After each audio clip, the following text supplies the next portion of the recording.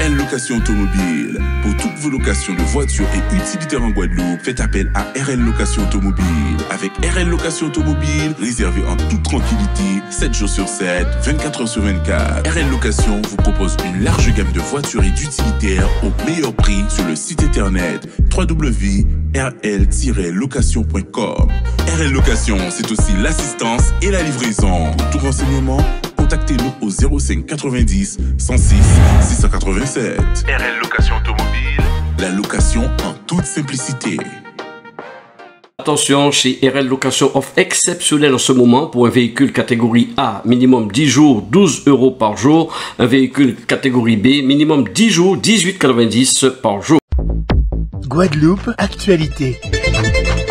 Notez que les météorologues investiguent en ce moment sur le système pluvieux orageux 98L. Il se situe à 600 km au sud-est de Trinidad. Il a 60% de chances d'évoluer et de s'organiser en phénomène cyclonique dans les 48 heures. Cette onde tropicale se dirige vers l'ouest-nord-ouest. Elle devrait transiter par le sud de l'arc antillais, mais ne pas trop nous concerner. Elle reste tout de même sous étroite surveillance compte tenu des forts cumuls d'eau dans nos sols et de l'instabilité effectivement des sols sur le sud Basse-Terre notamment. Et de nombreuses résidences détenues par les bailleurs sociaux de Guadeloupe ont été fortement touchées par les effets de Fiona. Ils ont activé l'ARMOS et la GLS, leurs deux associations de mutualisation de services pour coordonner les actions.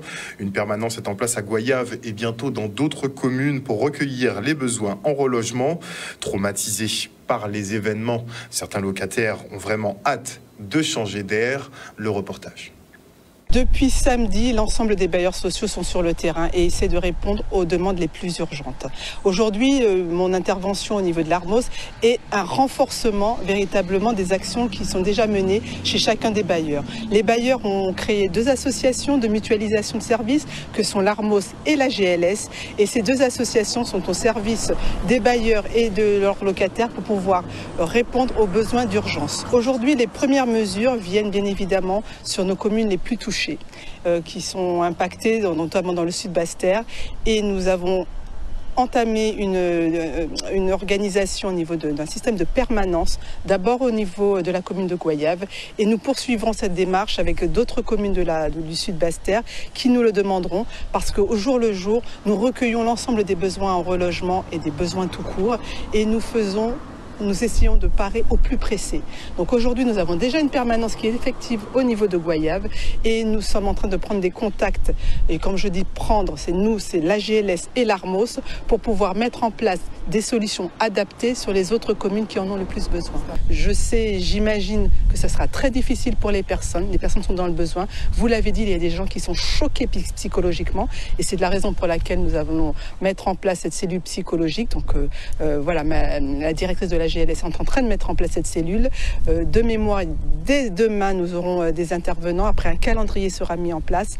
J'espère que nous pourrons faire la même chose sur d'autres communes qui n'ont pas attendu bien évidemment les bailleurs. Chacun fait comme il peut avec les moyens qu'il a. Je sais que certaines communes ont déjà mis en place des cellules psychologiques. Nous allons nous raccrocher à tous les partenariats, les dispositifs déjà en place. Il ne s'agit pas de faire des doublons, de dire que les bailleurs font tout. Loin de là, nous ne pouvons rien faire tout seuls et nous ferons en partenariat avec tous les acteurs. Je refuse de rester ici. Il est hors de question que je reste ici. Ah non, je ne pourrais pas. Le matin, quand je me réveille, la première chose que je regarde avant de mettre les pieds par terre, c'est s'il n'y a pas de l'eau. Ah non, je ne pourrais pas. En plus, j'ai tout perdu, je suis obligée de recommencer tout à zéro.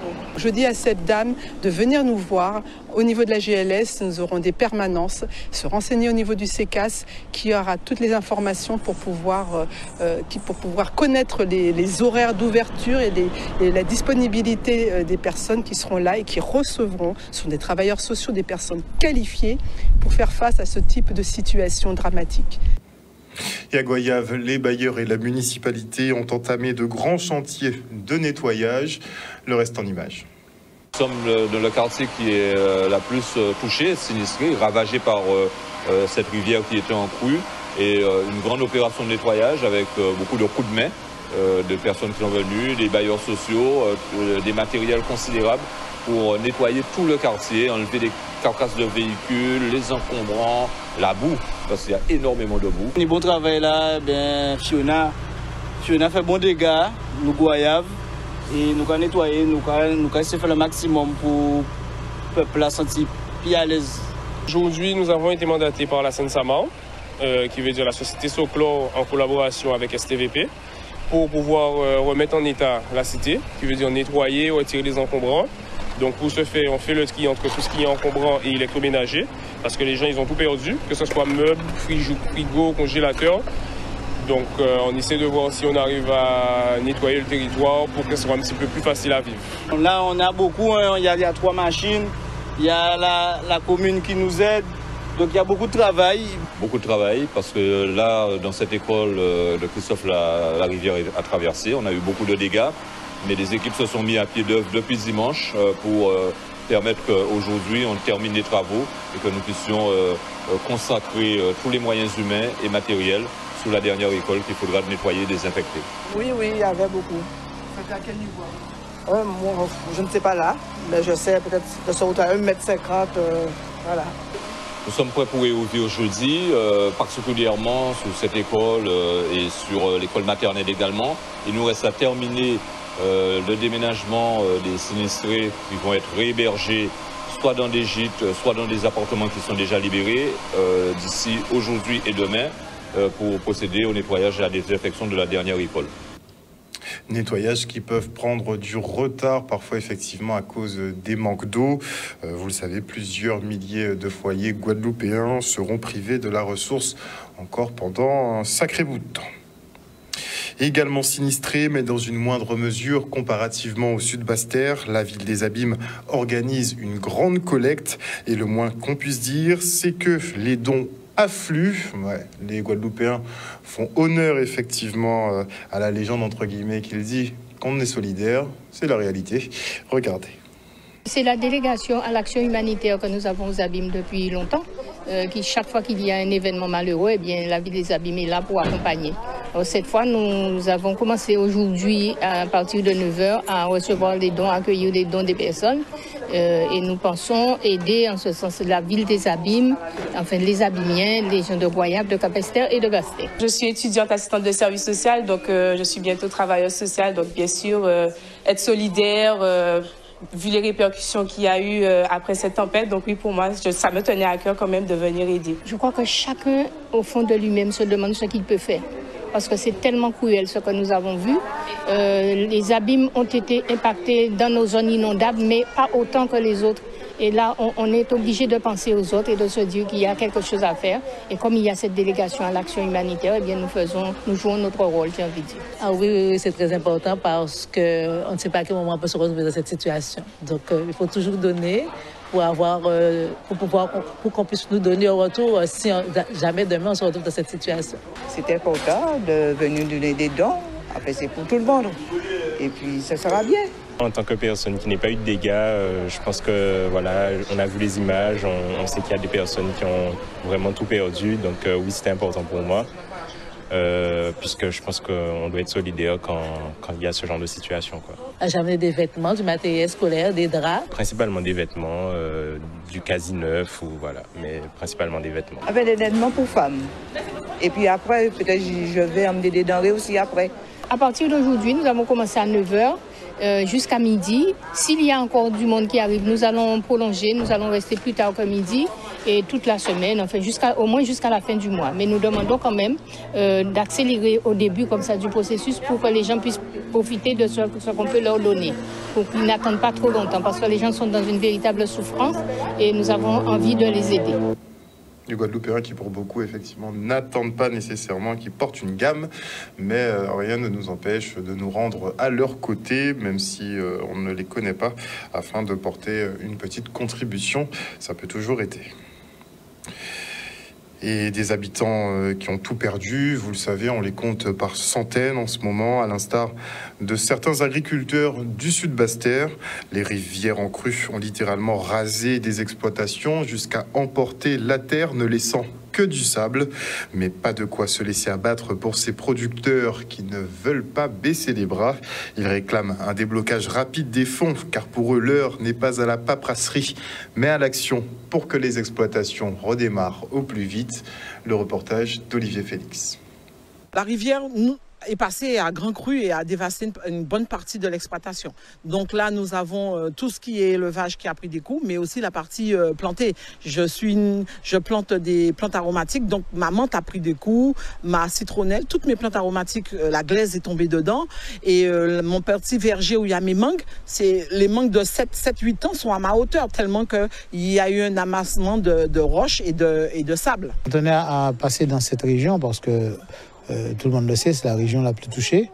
Et ce que nous avons pu constater quand même, que nous avons un gros problème désormais de voirie sur l'exploitation de M. Petit par exemple, et aussi les captages pour alimentation en eau. C'est la même chose qu'on trouve ici en avis habitants. Oui, donc on a vu une petite exploitation, mais qui aujourd'hui est un petit peu... je dirais, a changé de visage, de physionomie, dans la mesure où la rivière a fait son travail. On a vu, par exemple, ces manguiers, où il n'y a plus de terre, en fait. Donc, il faudrait, aujourd'hui, penser à l'amélioration, un amendement, faire le déblayage, réamender ces sols, parce que la terre est partie et on n'a que du sable. Donc, voilà des choses qu'on ne perçoit pas toujours, sur les dégâts que peuvent faire ces rivières en couche. Donc aujourd'hui, il nous appartiendra de voir toutes les possibilités, donc déjà dans les aides qu'il pourrait avoir sur l'amélioration structurelle des sols et aussi la possibilité de faciliter les accès à leurs propriétés. J'ai 50 ans cette année, on essaye, parce que les agriculteurs, on a ça pour nous, surtout comme moi, Christian Jardin Créole, c'est de s'adapter à notre environnement. Mais je ne pense pas que ce sera à la hauteur de 12 ans de travail que je viens de perdre. On a la chambre qui vient qui va nous aider à faire nos dossiers et tout et tout. Moi, ce que je déplore, c'est qu'on n'a pas entendu parler de la DAF. On ne les a pas entendus, on ne les a pas vus, alors que c'est eux qui représentent l'État pour nous, les agriculteurs. Et on sait bien que si l'argent n'est pas déverrouillé en métropole, on n'aura rien. Et le temps d'attente, là, il ne faut plus qu'on soit dans la paperasserie, il faut qu'on soit dans l'action pour que tous les agriculteurs puissent pouvoir remettre en place leur exploitation et aussi qu'ils nous entendent pour pouvoir que l'eau agricole revienne. Parce que même si on veut démarrer, même si on veut replanter, si on n'a pas d'eau agricole à vieux habitants, c'est impossible. Et l'on se rend sur l'exploitation d'une jeune agricultrice installée à Fortil-Goyave, Paola Dorville. Il y a un an à peine, cette jeune professionnelle de santé quittait ce secteur soumis à obligation vaccinale pour se tourner vers l'agriculture. Une reconversion difficile qu'elle réussit en constituant un cheptel de 18 vaches et taureaux créoles.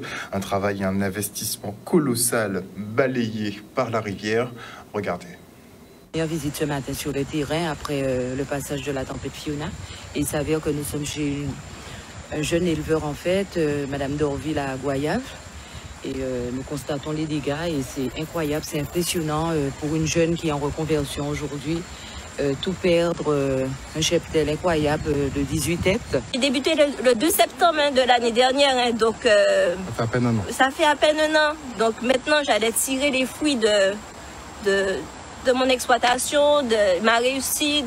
Oui, je vois les mères qui m'aident pas, je suis contente. Et là, avec Fiona, tout est parti.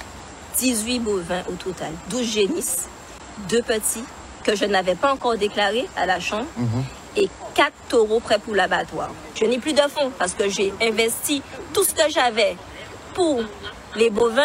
Donc tous les jours, c'est quelque chose de se réveiller le matin, de venir sur l'exploitation, de passer du temps avec les bêtes. Je remercie mon oncle de m'accompagner parce que sans lui, je pense que j'aurais baissé les bras. Donc vous avez essayé de mettre les bêtes à l'abri? Oui, à l'abri, mais je ne pouvais pas attacher tous les animaux. Il y avait un pas aussi, mais comme il y avait un dos assez haut, là, il n'y avait pas aussi de marée au milieu, comme l'eau ne passait pas là, il met les autres de l'autre côté. En voyant, nous l'avons payé monter juste là. Ouais. Il va aller tous ces bêtes-là. Il montait quand même. Oui, il montait là. Il ne savait pas si on dit quoi au côte. Il n'a pas tenu rivière, il n'a pas tenu rien. C'est notre capacité de voiture là. Eh ben, c'est plus que désolant. Hein. On ne trouve pas les mots devant ce désastre. Hein. Là, on est sur une jeune qui vient de... Enfin, c'est une réorientation d'ailleurs. C'est quelqu'un qui vient de s'installer depuis environ une année et que la chambre suit avec une richesse. Hein. C'est des vaches créoles. Hein. Donc, c'est qu'on cherche, la rusticité, tout ça. Et elle a perdu son cheptel. Et pourtant, elle a pris des précautions, elle a mis ses bêtes plus au haut de la falaise. Mais malgré ça, l'eau, on est par rapport à ce niveau-là, on est au moins à 10-15 mètres de hauteur. Donc elle ne pouvait pas imaginer ça. Donc aujourd'hui, la chambre doit être encore à côté de cette jeune. Il faut qu'on rassemble toutes les possibilités avec elle pour la relancer. On ne peut pas casser, laisser quelqu'un comme ça tout seul. Il faut que la chambre soit à ses côtés. Et on sera là. Ouais. C'est vraiment regrettable. Ah là là. En tout cas, qui dit gros volume de pertes, que ce soit sur les exploitations agricoles ou en termes d'élevage, dira augmentation des prix. D'ailleurs, pas dira, dit déjà augmentation des prix. La loi du marché est ce qu'elle est. La rareté fait la valeur.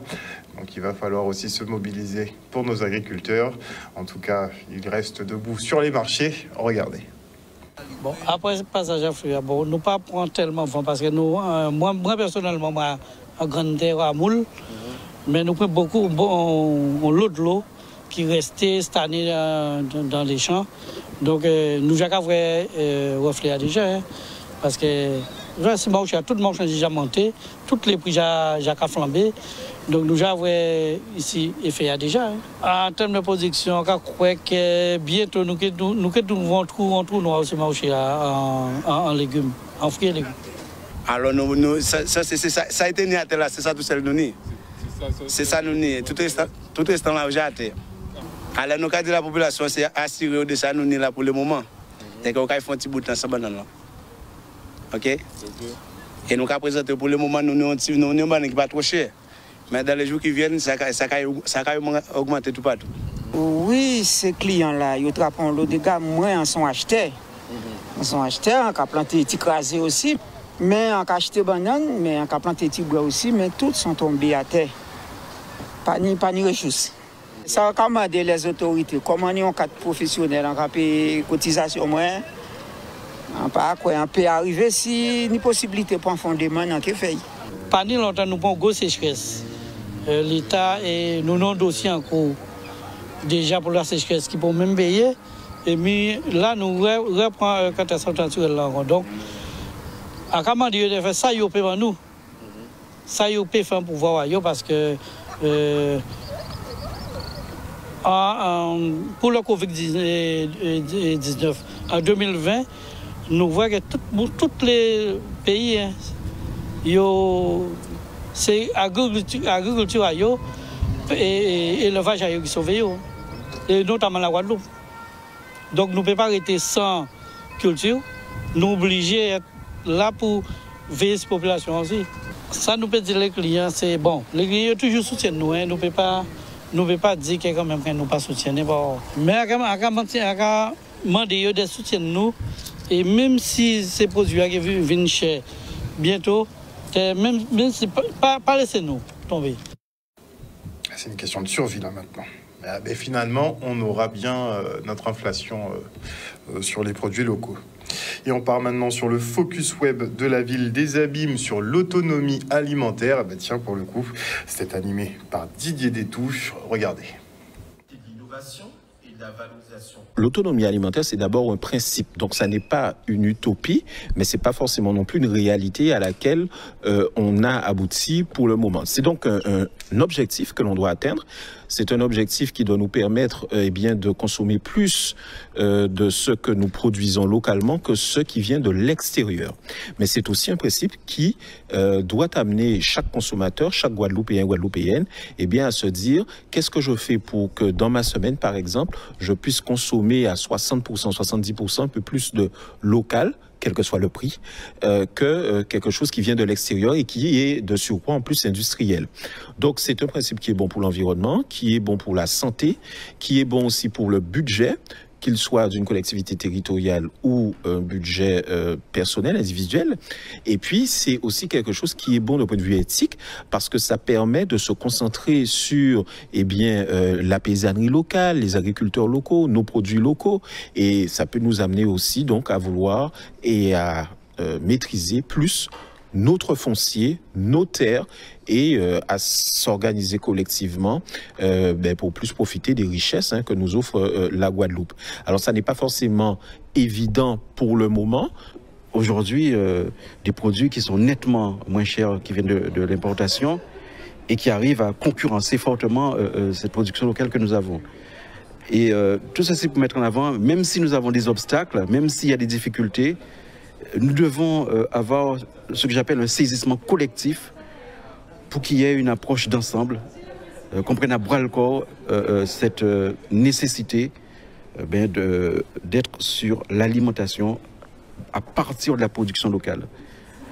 Une chose est sûre, c'est que les aléas de la conjoncture internationale, les faits que nous avons vécus durant ces derniers mois, notamment nous sommes en période post-Covid, aujourd'hui c'est la guerre en Ukraine, nous montrent que nous avons besoin de réaliser beaucoup plus de production sur place. Nous avons besoin de réinventer l'alimentation en Guadeloupe et que cette alimentation se base sur une production réalisée sur place. C'est quelque chose qui doit être organisé par un travail commun et collectif entre la société, les associations, les entrepreneurs, les agriculteurs bien évidemment et les éleveurs, mais surtout nos élus, nos politiques et les collectivités territoriales. Outremernews.fr, le site de l'actualité Outre-mer, 24 heures sur 24 et 7 jours sur 7. Retrouvez la chaîne Outremer News sur YouTube.